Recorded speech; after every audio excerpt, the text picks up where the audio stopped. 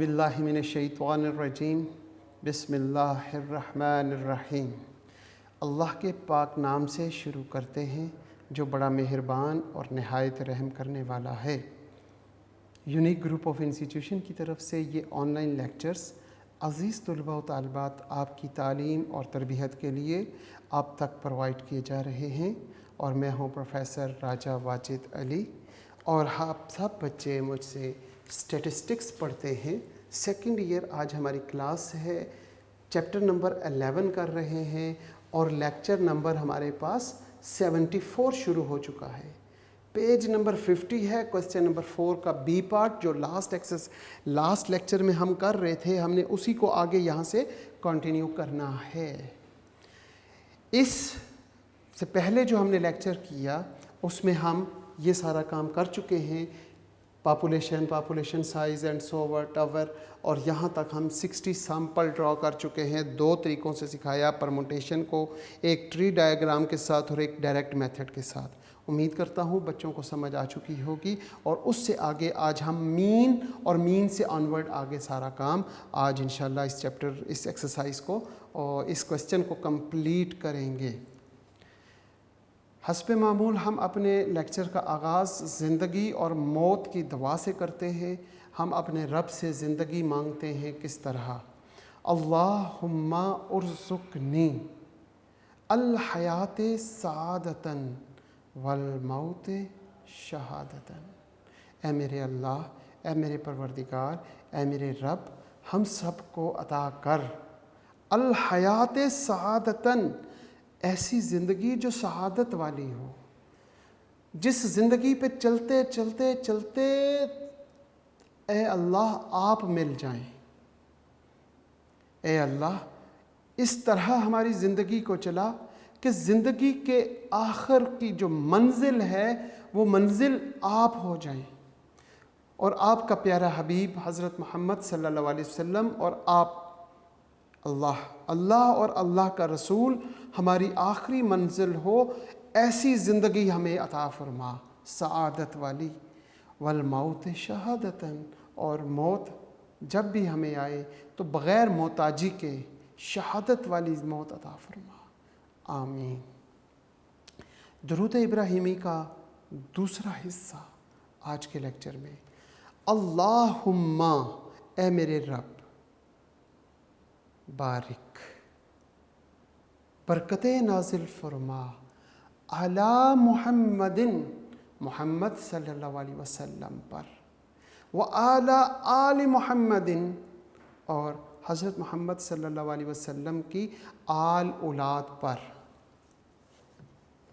कमा बारिकता, ए मेरे प्यारे अल्लाह, जिस तरह आपने बरकतें नाजिल फरमाई अला इब्राहीमा व आला आल इब्राहीमा, जिस तरह की बरकतें आपने नाजिल फरमाई हज़रत इब्राहीम अलैहिस्सलाम पर और हज़रत इब्राहीम अलैहिस्सलाम की आल औलाद पर, इन्नका हमीदुन मजीद, बेशक मेरे प्यारे अल्लाह, तमाम तर कायनात की तारीफ़ आपके लिए है तारीफ़ें और आपकी शान सबसे आला।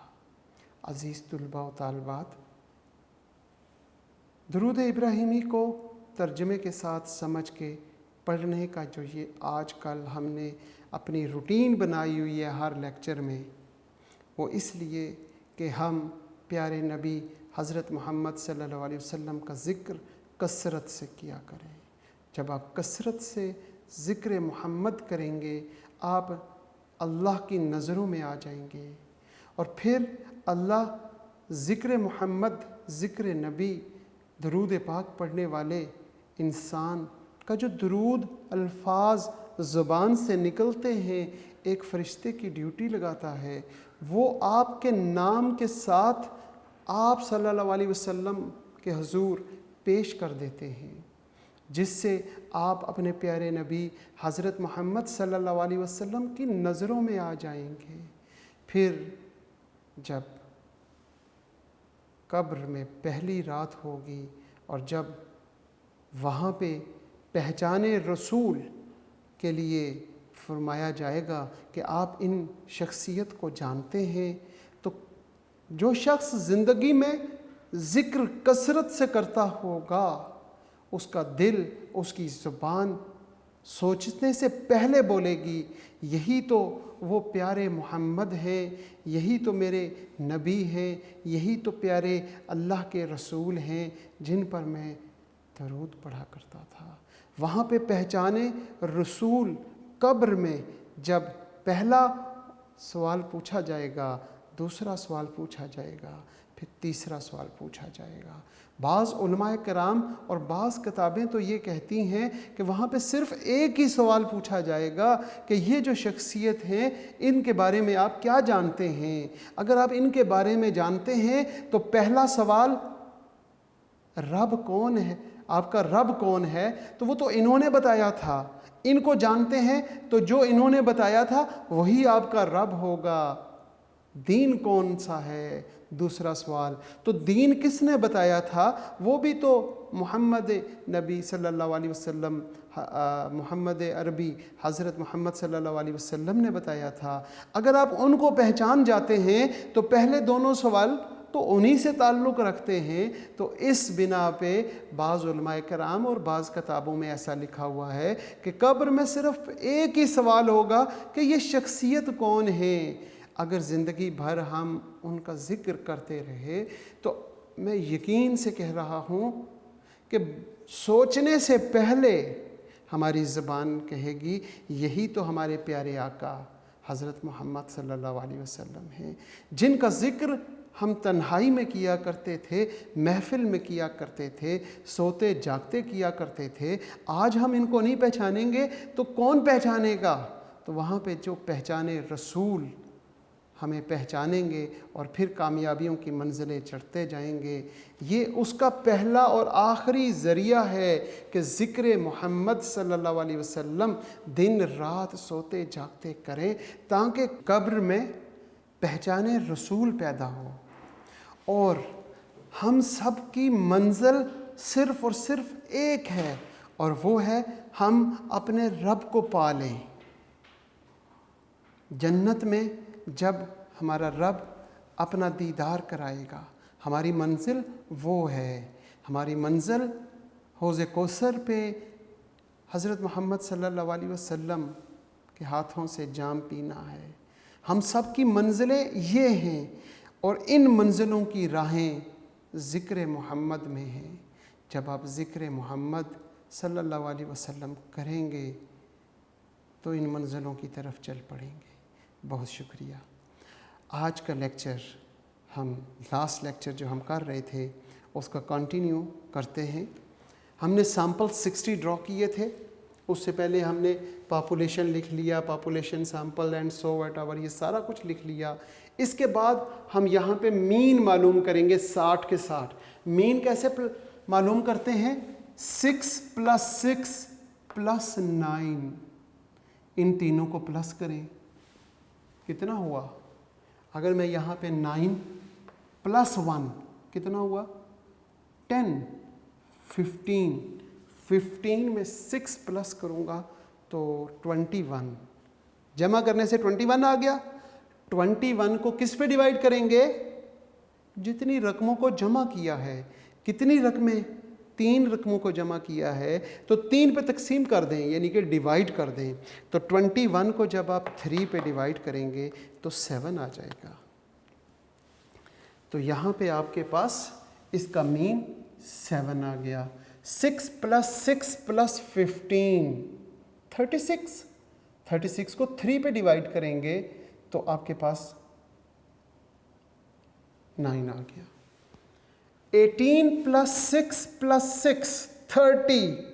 30 को 3 पे डिवाइड किया, 10 आ गया। 10 के बाद इसी तरह 7, फिर यहाँ पे 10, फिर 11, फिर 9, फिर 10, फिर 13, फिर 10, फिर 11, फिर 13, फिर 7, फिर 9, फिर 10, फिर 7, फिर 10 और फिर 11। 18 तक हम पहुँचे हैं और वो 11 ही है। इसके बाद हम बात करते हैं यहाँ से जी, यहाँ पे इन तीनों को जमा करके 3 पे डिवाइड करते हैं तो आपके पास आ जाएगा 9, 10, 13, 10, 11, 13, 7, 10, 11, 7, 10 और 11। ये हम 30 पर पहुँचे हैं और 30 पे आंसर 11 है। इसी तरीके से हम यहाँ पर बात करते हैं 9 + 15 + 6, तो ये आ जाएगा 30। तो 30 को 3 पे डिवाइड करेंगे तो 10, फिर 10, फिर 14, फिर 11, फिर 11, फिर 14। ठीक है जी। 14 के बाद हमारे पास क्या जवाब आता है, यहाँ पे 9, 10, 13, 9, 10, 13, 10, 10, 14, 14 के बाद 13, 13, फिर 14, 14 आ गया और ये है 48, 48 पे 14। इसके बाद हम बात करते हैं यहाँ पे 30 आ गया, 10, 11, 13, फिर 10, फिर 11, फिर 13, फिर 11, 11, 14, फिर यहाँ पे 11, 11, 14, फिर यहाँ पे 13, 13 एंड 40। ये हमने सैम्पल मीन ड्रॉ कर लिया। जब ये सैम्पल मीन ड्रॉ हो जाएगा तो इसके बाद मेरे बच्चों को मालूम है कि इससे आगे क्या करना है। इससे आगे मेरे बच्चों को मालूम है कि हमने क्या करना है, sampling distribution of sample mean का एक टेबल ड्रॉ करना है। उस टेबल से ऑनवर्ड आगे वही काम जो हम क्वेश्चन नंबर 3 में, 3 के ए पार्ट में, बी पार्ट में, सी पार्ट में और क्वेश्चन नंबर 4 का ए और बी पार्ट कर चुके हैं जनाब। Sampling distribution of sample mean. इससे आगे जो है जी, sampling distribution of sample mean का टेबल बनता है और इस टेबल में हम यहाँ पे सबसे पहले x बार, सबसे पहले x बार हमारे पास है 7। ठीक है जी, हम यहाँ पे 7 लिख लेते हैं। 7 के बाद 8 नहीं नज़र आ रहा मैं कहीं, लेकिन 9 नज़र आ रहा है। 9 के बाद 10 मौजूद है। ठीक है, फिर उसके बाद 11 भी मौजूद नज़र आ रहा होगा। 11 के बाद 12, देखें जी 12 मौजूद है। 7 है, 10 है, 11 है, 12 नहीं है, 13 नज़र आ रहा है हमें। तो 11 के बाद 12 नहीं, 13 भी है हमारे पास और 14 भी है। इनके अलावा मेरा ख्याल है कि और कोई नहीं है। 7 है, ठीक है, इसके बाद 9, 10, 11, 13 और 14। यहाँ तक जब ये चीज़ें मौजूद हैं तो इसके बाद आपने क्या करना है, टैली। नंबर 1 टैली कर लें, फिर आपने फ्रीक्वेंसी बना लेनी है, फिर आप रिलेटिव फ्रीक्वेंसी बनाएंगे f इंटू एक्स बार, फिर x bar into f of x bar का कॉलम और last column x bar square into f of x bar. ये कंप्लीट टेबल बनेगा। अब ये टैली का कॉलम जो है वो मैंने बच्चों को बताया था कि किस तरह करते हैं टैली का कॉलम। टैली का कॉलम बनाने के लिए हम यहाँ से शुरू करेंगे। 7 मतलब पहली मर्तबा 7, फिर है 9, फिर है 10, ठीक है, फिर 7 को यहाँ पे टैली कर लेते हैं, फिर 10 यहाँ पे 10, इसके बाद 11 11 के बाद 9, 9 के बाद फिर 10, 10 के बाद 13, 13 के बाद 10, 10 के बाद 11, 11 के बाद 13, 13 के बाद हमारे पास क्या है, वेरी गुड, 7, फिर 9, फिर 10। अब 1 2 3 4 टाइम हो चुका है, फिर 10 आएगा 5 टाइम, तो उसको क्रॉस कर देंगे। अब हम देखते हैं 7, तो 7 यहाँ पर आ गया, फिर 10 आ गया, अब यहाँ से शुरू करेंगे, और फिर 11 आ गया, वो यहाँ पर आ गया। ये देखें जी, 11 को अगर यहाँ देखें तो 1 टाइम है, 2 टाइम है और 3 टाइम। वहाँ पे हमने 3 लाइंस 11 के सामने लगाई हुई हैं। 11 तक हो चुका है, अब यहाँ से शुरू करेंगे। 9, ये 9 आ गया, फिर 10, 10, 13, ये 13 आ गया, फिर 10 आ गया, यहाँ पे 10, फिर 11, 11 ये आ गया, 13 ये आ गया, 13 के बाद 7, ये 4 हो चुके हैं, तो 5वां ये आ गया, 10 यहाँ पे आ गया, 11 ये भी हमारे पास 5 हो चुके हैं, 7 ये 7 यहाँ पे, 10 यहाँ पे ये 5 हो चुके हैं। अब फिर 11 यहाँ पे, फिर 2 मरतबा 10, यहाँ पे 2 मरतबा 10, 14, चलो जी 14 भी शुरू हुआ, 11 2 टाइम, 11 1 टाइम, 11 2 टाइम, फिर हम 14 लिखेंगे। इसके बाद हम इसकी तरफ आते हैं, यहाँ से देखते हैं जी, ये है 9, 9, 10, 13, ये 13 5 टाइम हो गया, 9 यहाँ पे 9, 10, चलें जी यहाँ पे 10, ये 13, ये 13 हो गया, 10 2 टाइम, ये 10 एक दफ़ा ये हुआ और फिर ये 10 हो गया। फिर हम देखते हैं 14, 14 कहाँ लिखे हम, यहाँ पे, 13 2 टाइम, ये 13 2 टाइम हो गया, फिर 14 आ गया, फिर 10 आ गया, यहाँ पे 10 आ गया, 11, ये 11, फिर 13, फिर 10 आ गया, चले जी फिर 10 यहाँ पे लगा देते हैं, फिर 11, 11 हम यहाँ पे 5 हो गया, 13 वो कहाँ पर है, ये भी 5 हो गया। 13 के बाद देखते हैं 2 टाइम 11, 2 टाइम 11 हो गया और फिर 14 हो गया। 14 के बाद 2 टाइम 13, 2 टाइम 13 और फिर 14 हो गया।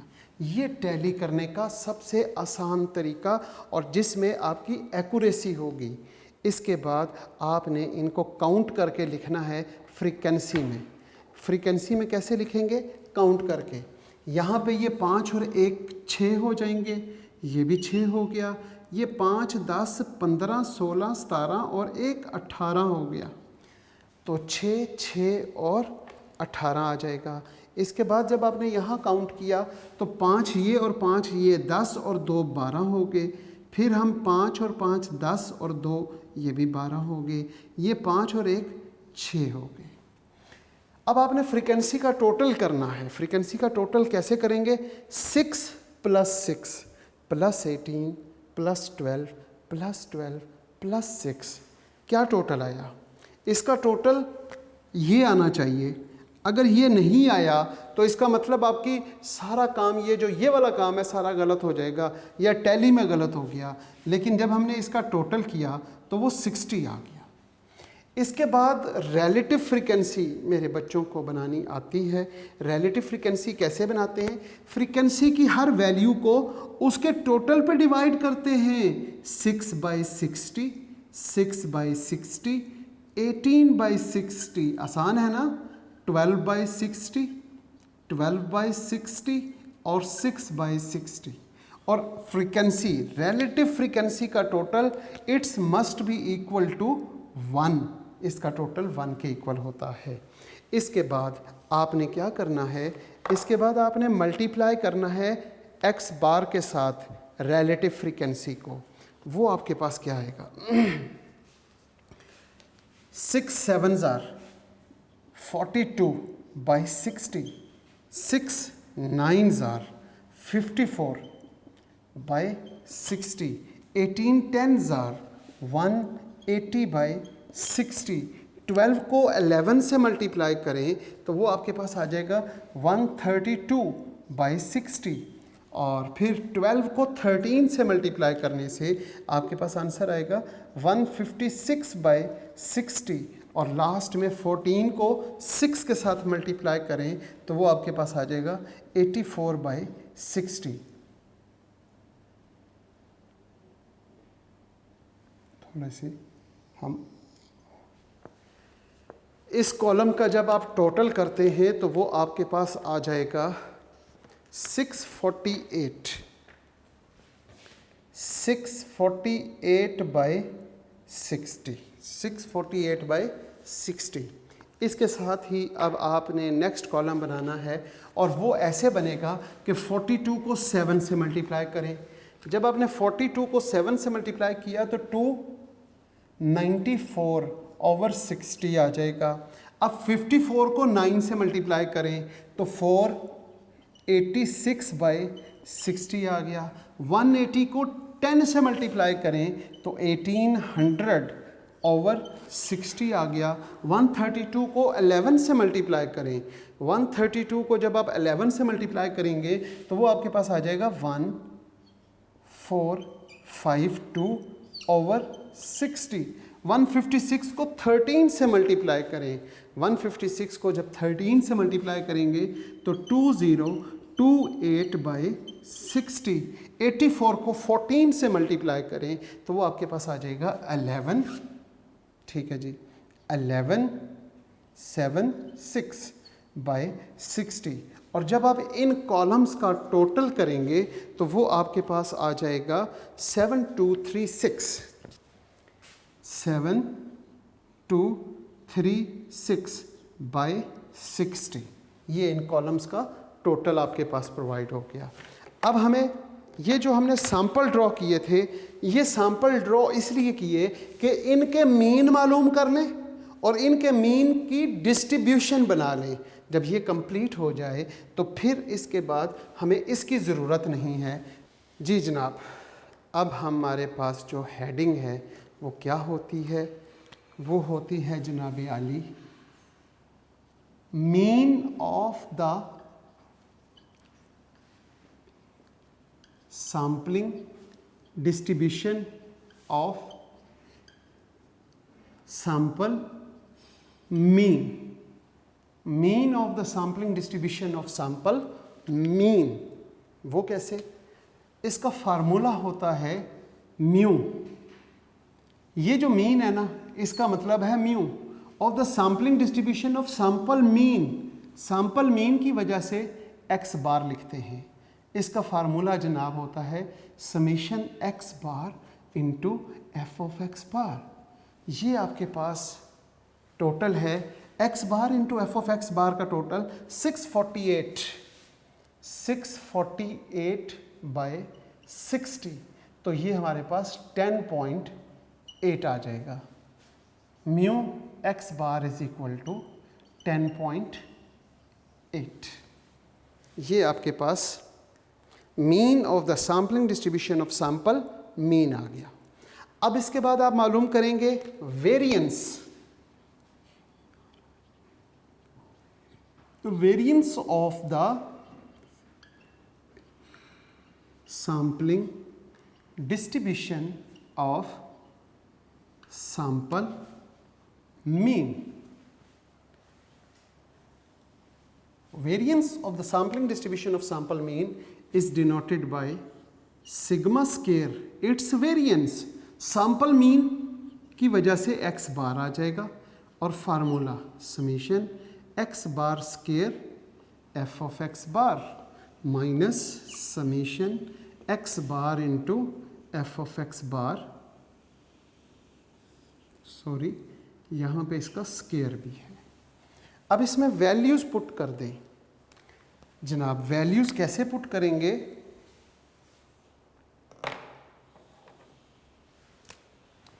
इज इक्वल टू,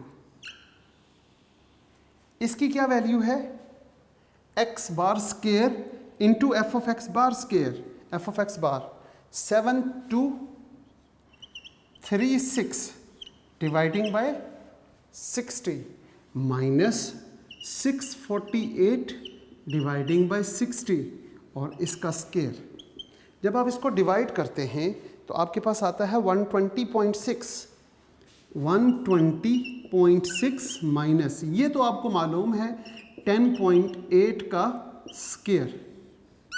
नेक्स्ट आप 120.6 लिख लेते हैं और क्या करते हैं 10.8 का स्केयर लेते हैं, वो आपके पास आएगा 116.64।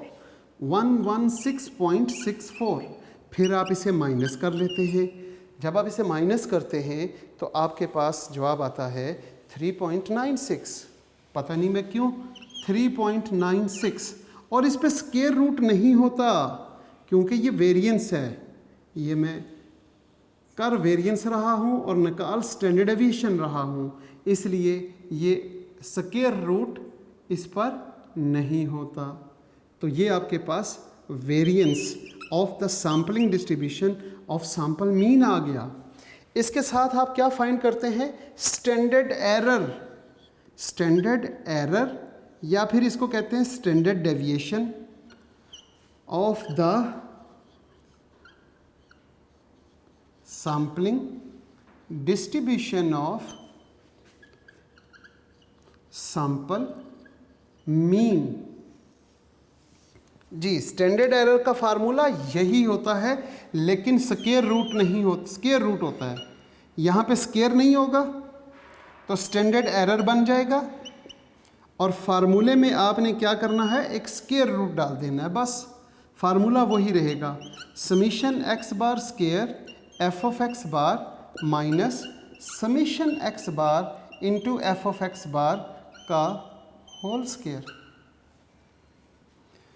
जब आप इनमें वैल्यूज पुट करते हैं, ये सिंप्लीफिकेशन करते हैं, तो आपके पास 3.96 अंडर रूट आ जाएगा। और जब आप इसका स्क्वायर रूट लेते हैं with the help of calculator, तो अब आपके पास आंसर आ जाएगा 1.8988। आपके पास आंसर आ गया 1.8988। ठीक होगी बात। जब ये तीन चीज़ें मालूम हो जाएंगी तो अब आपने 3 वेरिफिकेशंस करनी है। वेरिफिकेशंस के लिए अब हम इसको रेस कर देते हैं, क्योंकि इस टेबल से जो चीज़ हमें चाहिए थी वो हमने कंप्लीट सॉल्व कर ली है। तो अब हम बात करते हैं वेरिफिकेशंस। और कितनी वेरिफिकेशंस? 3 वेरिफिकेशंस। बाज़-औक़ात सवालों में 2 लिखी होती हैं, तीसरी में 7 इसलिए एडजस्ट कर लेता होता हूँ कि हमारी प्रैक्टिस हो जाए। कोई भी पूछा हो हम कर लें। Number 1, mu x bar it's equal to mu. क्या है? म्यू एक्स बार की वैल्यू यहाँ से मिली, वो हमारे पास 10.8 है, और म्यू की वैल्यू जो हम पिछले लेक्चर में फाइंड कर चुके हैं वो ये है 10.8। तो ये दोनों बातें तो इक्वल हो गई, लिहाजा पहली वेरिफिकेशन क्लियर हो गई। अब हम बात करते हैं दूसरी वेरिफिकेशन की। दूसरी वेरिफिकेशन विद रिप्लेसमेंट होती तो क्या होती? अगर विद रिप्लेसमेंट है तो sigma x bar square is equal to sigma square over n. यहां तक था विद रिप्लेसमेंट के साथ वेरिफिकेशन। और अगर ये विदाउट रिप्लेसमेंट है तो विदाउट रिप्लेसमेंट के साथ जो वेरिफिकेशन है उसमें एफपीसी का इजाफा होता है, capital N minus small n capital N minus 1। इसको क्या कहते हैं? इसको कहते हैं FPC, finite population correction. Finite population correction कहलाता है। एफपीसी का इजाफा तब करेंगे जब सैंपल ड्रॉ किए हों आपने विदाउट रिप्लेसमेंट के साथ। अब इस फार्मूले में वैल्यूज पुट कर देते हैं। सिग्मा एक्स बार स्क्वायर वो आपके पास 3.96 क्या है जी? 3.96। अच्छा जी, is equal to sigma square. Sigma square क्या है हमारे पास? सिग्मा स्क्वायर ये है जनाब 23.76 dividing by sample size 3, n is equal to 3। Capital N कितना है हमारे पास 5 माइनस स्मॉल n हमारे पास 3 है और डिवाइडिंग बाय 5 माइनस 1 है। अब यहाँ पे 23.76 ओवर, चले इसे डिवाइड कर लें। 23.76 को अगर हम डिवाइड करते हैं 3 पे तो 7.29 आएगा। 7.29 इंटू 5 में से 3 गए 2, 5 में से 1 गया 4, 7.29 इंटू 0.5। अब 0.5 के साथ इसको मल्टीप्लाई कर दें। 0.5 को 7.29 से मल्टीप्लाई करने से हमारे पास आंसर आ जाएगा 3.96 और यहाँ पे भी 3.96। तो ये दूसरी वेरिफिकेशन, लेफ्ट हैंड साइड और राइट हैंड साइड दोनों इक्वल हो जाएंगी। अब नंबर 3 वेरिफिकेशन क्या है वो लिख लेते हैं। स्टैंडर्ड एरर, इसको क्या पढ़ते हैं स्टैंडर्ड एरर, खाली स्टैंडर्ड एरर, या फिर अगर पढ़ना है standard deviation of the sampling distribution of sample mean, it's equal to sigma over n under root, और यहाँ पे अंडर रूट में लिखेंगे capital N minus small n, capital N minus 1। अब standard error sigma x bar आपके पास है 4.872।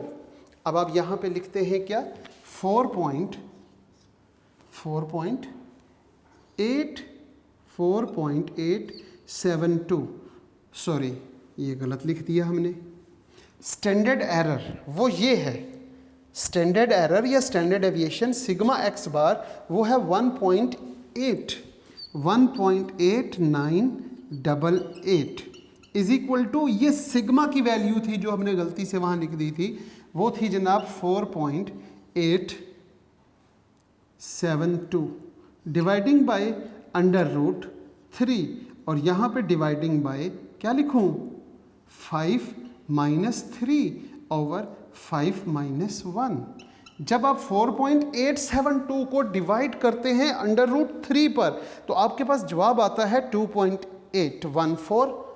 इसका जवाब आ गया 2.814, और यहाँ पे अंडर रूट में जब आपने देखा तो 5 में से 3 गए 2 और 5 में से 1 गया तो 4।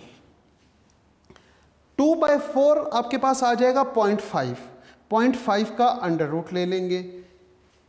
यहाँ पे मज़ीद लिख सकते हैं 2.814 अंडर रूट 0.5।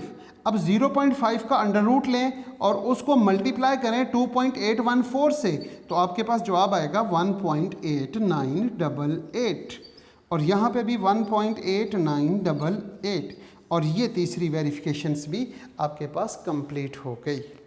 तीनों वेरिफिकेशंस कंप्लीट आपके पास हैं। अब क्वेश्चन में आपसे उसने पहली और तीसरी पूछी हुई या दूसरी नहीं पूछी हुई, आप बेशक ना करें, लेकिन अगर आप हर क्वेश्चन के साथ तीनों वेरिफिकेशंस कर लेंगे तो सेटिस्फैक्ट्री ज़्यादा हो जाएगी आपको कि तीनों वेरीफाई हो गई, और इसके साथ साथ आपकी प्रैक्टिस भी हो जाएगी। पेपर में जो मांगी होगी वो बता दीजिएगा या एक एक्स्ट्रा करके आ जाइएगा, कोई इतना मसला नहीं है।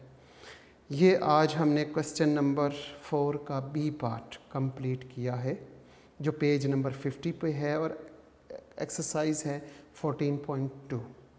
थोड़ा सा लेंथी क्वेश्चन था, 60 सैम्पल, फिर उनका मीन, फिर उनकी टैली, और फिर उनके बाद उनका मीन, वेरिएंस, स्टैंडर्ड डेविएशन, और एट द एंड वेरिफिकेशंस। तो मैं एक लेक्चर में इस क्वेश्चन को तेज़ी से करवाने के बजाय आराम आराम से एक एक स्टेप बाय स्टेप 2 लेक्चर्स में आप लोगों को इसलिए समझा रहा हूँ ताकि ईच एंड एवरी पॉइंट आपको क्लियर हो जाए, और अल्लाह करे कि मैं इस कोशिश में कामयाब हो रहा हूँ और आपको ये each and every points clear हो रहे हों। तो इंशाल्लाह एक जो मेरे ज़िम्मे अभी तक आप पर मसला मसाइल है वो ये है कि मैंने आपको कम्बिनेशन के साथ सैम्पल ड्रॉ करना सिखाने हैं, वो इंशाल्लाह नेक्स्ट लेक्चर में सीखेंगे। आज के लेक्चर को हम यहीं पे इख्तिताम करते हैं इस दुआ के साथ कि जहाँ पे रहें आप सब खुश रहें, सलामत रहें, ईमान वाली और सेहत वाली ज़िंदगी अल्लाह पाक आपको अता करे, वालदैन का साया ताहयात कायम रखे, वालदैन का और उस्ताद का इताअत और फरमाबरदारी की तौफ़ीक अता फ़रमाए। इसके साथ साथ वक्त आखिर ए मेरे हम प्यारे अल्लाह हम सब की ज़बानों पे कलमा तैयब जारी फरमा दीजिएगा, ला इलाहा इल्लल्लाह मुहम्मदुर रसूलुल्लाह, ताकि हमारा ख़ात्मा बिल ईमान हो सके। आमीन। अल्लाह हाफ़िज़।